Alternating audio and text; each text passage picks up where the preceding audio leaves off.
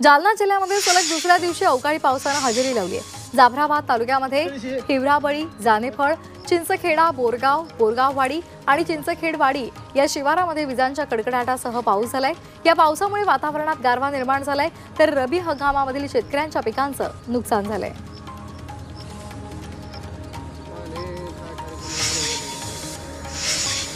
राष्ट्रवादी शरदचंद्र पवार पक्षाचे आमदार संदीप क्षीरसागर यांनी अजित पवार यांच्या कामाचे कौतुक केले। अजित पवार बीडचे पालकमंत्री झाल्यापासून विकासाला गती मिळाल्याचं त्यांनी म्हटलंय। यापूर्वीही क्षीरसागर यांनी अजित पवार यांची भेट घेतल्यामुळे राजकीय वर्तुळात चर्चा रंगली होती। नवी मुंबईमधील खारघर इथे अनधिकृत बांधकामावर सिडको प्रशासनानं बुलडोझर फिरवलाय। सिडकोच्या 200 कोटी रुपयांच्या किमतीचा भूखंड हडप करून त्यावर 5 मजली इमारत उभी करण्यात आली होती। सिडकोनं इमारत जमीनदोस्त केली आहे।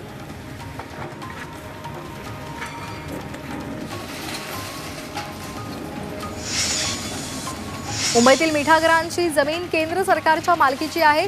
त्या जमिनीपैकी काही भाग कल्याणकारी प्रकल्पांसाठी राज्य सरकारला देण्यात आलेला आहे, अशी भूमिका केंद्र सरकारनं हायकोर्टात मांडली आहे। धारावी पुनर्विकास प्रकल्पातील बाधितांचे मुलुंडमधील मिठागरांच्या जागेवर पुनर्वसन केलं जाणार आहे। या निर्णयाला आव्हान देणाऱ्या जनहित याचिकेवरील सुनावणीवेळी केंद्र सरकारनं ही भूमिका मांडली आहे।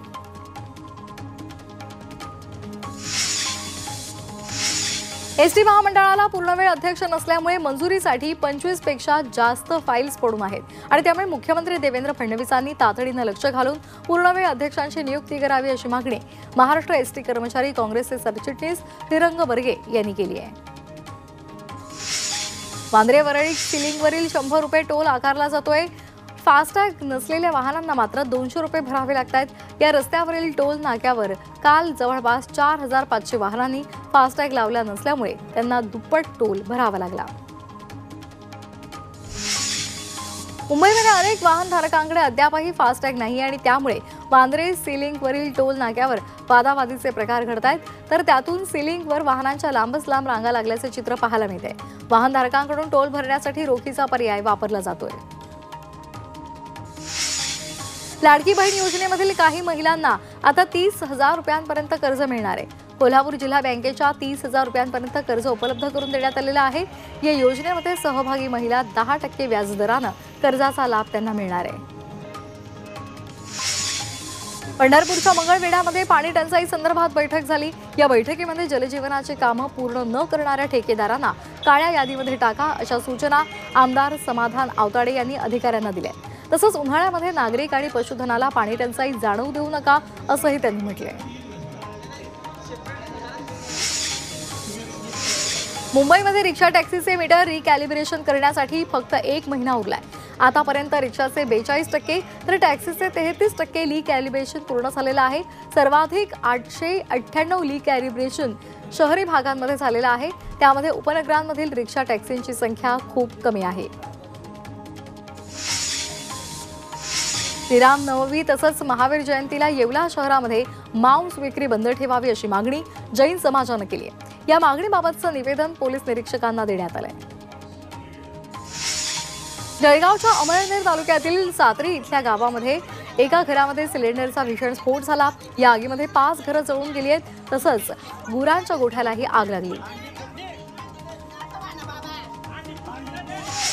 राज्य सरकारनं रेडी रेकनरच्या दरांमध्ये 3.39% वाढ केली। त्यामुळे सर्वसामान्य मुंबईकरांचं घराचं स्वप्न आता महागलंय। घरांच्या प्रति चौरस फुटाचे भाव वाढल्यामुळे घरांच्या किमतीमध्ये वाढ झाली आहे। याचा घर खरेदीदारांवर अधिक बोजा पडणार आहे। वाढलेल्या रेडी रेकनर दरामुळे मुंबईकरांचं घर घेण्याचं स्वप्न भंगलेलं आहे। त्यामुळे आज मुंबईच्या सर्व आमदारांनी चंद्रशेखर बावनकुळेंसोबत बैठकीचं आयोजन केलं। या संदर्भात लवकरच निर्णय घेण्याचं आश्वासन बावनकुळेंनी दिले।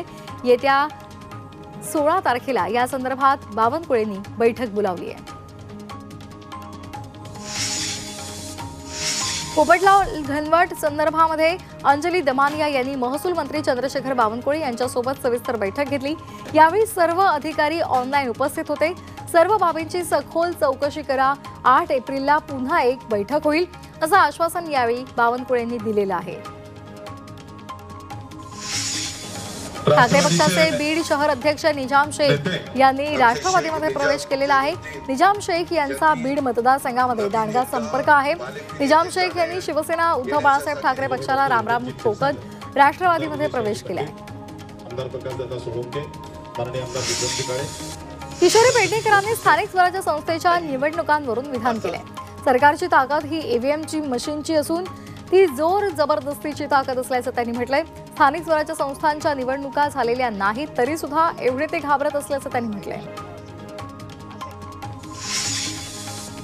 छत्रपती संभाजीनगरमध्ये आता राजू शिंदेंविरोधात चंद्रकांत खैरे असा राजकीय वाद सुरू झालाय। शिवसेना उद्धव बाळासाहेब ठाकरे पक्षाचे नेते चंद्रकांत खैरेंनी कामं न केल्याचा आरोप राजू शिंदे यांनी केलेला होता आणि त्यांनी पक्षाला रामराम ठोकलाय। मात्र तो असा म्हणाला असेल तर त्याच्या 2 कानाखाली मारेन असं विधान चंद्रकांत खैरे यांनी केलंय।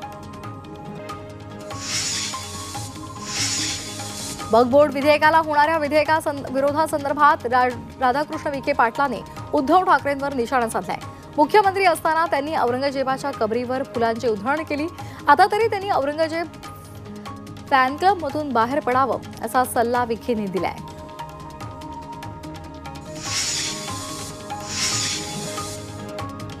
संपूर्ण देशाचं लक्ष असलेल्या संसदेमधील वक्फ विधेयकावर भाजपचे नेते सुधीर मुनगंटीवार यांनी प्रतिक्रिया दिली। तर्कसंगत मांडणीमधून उहापोह व्हावा, चर्चेमधून योग्य मार्ग काढावा, मात्र केवळ विरोधाला विरोध करायचा असं व्हायला नको। हे विधेयक पारित केलं जावं अशी भूमिका त्यांनी घेतली होती। दादरमध्ये शिवसेना आणि मनसेमध्ये बॅनरवरून वाद झाला।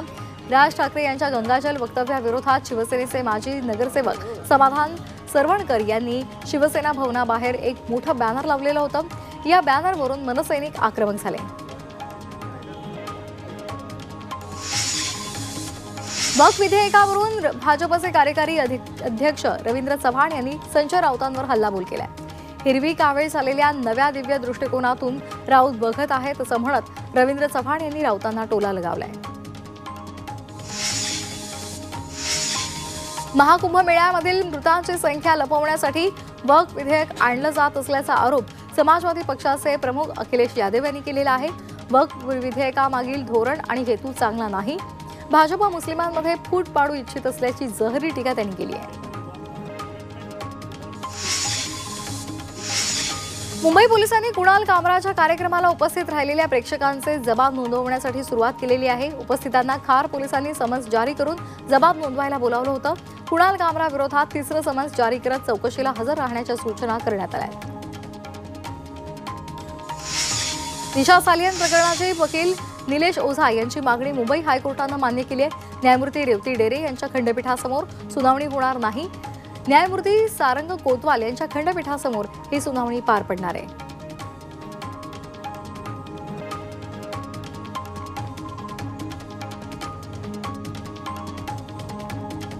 अकोल्यामधील मूर्तिजापूर रेल्वे स्थानकावर 5 रेल्वे गाड्यांना थांबा देण्याची मागणी आमदार हरीश पिंपळे यांनी केलेली आहे। ब्रिटिशकालीन रेल्वेचं जंक्शन महत्त्व कमी करण्याचा आरोप सुद्धा त्यांनी केला। त्यांनी रेल रोकोचा इशारा दिल्यानंतर 3 रेल्वे गाड्यांचा थांबा या संदर्भात रेल्वे विभागानं सकारात्मकता दर्शवली आहे। अमरावती शहरामध्ये अनियमित पाणी पुरवठ्याच्या मुद्द्यावर काँग्रेस आक्रमक झाली आहे। शहर काँग्रेसनं जीवन प्राधिकरणाच्या अधिकाऱ्यांना धारेवर धरत पाणी पुरवठा सुरळीत करण्याची मागणी केली आहे। राज ठाकरे यांच्या निर्देशानंतर मराठी भाषेसंदर्भात मनसे आक्रमक झालेली आहे। मनसेचे डोंबिवली शहराध्यक्ष राहुल कामत यांनी कार्यकर्त्यांसहित डोंबिवली शहरातील बँकांना भेट दिली। रिझर्व्ह बँकेच्या नव्या नियमाप्रमाणे बँकेचे सर्व व्यवहार मराठीमध्ये करण्याच्या सूचना देण्यात आल्या। ठाण्यामधील सर्व स्मशानभूमीमध्ये अंत्यसंस्कारासाठी लाकडाऐवजी शवदाहिनीचा उपयोग करावा यासाठी ठाण्यातील मनसे पक्षाच्या कार्यकर्त्यांनी जव्हार बाग स्मशानभूमीची पाहणी करत पालिका आयुक्तांना निवेदन दिले आहे। पोलिसांच्या व्हॅनमध्ये 2 आरोपींनी राडा घातलाय। कल्याण कोर्टामध्ये आज 2 आरोपींना आणलं होतं। त्यांना पुन्हा जेलमध्ये नेलं जात असताना आरोपींनी व्हॅनमध्येच राडा घातला।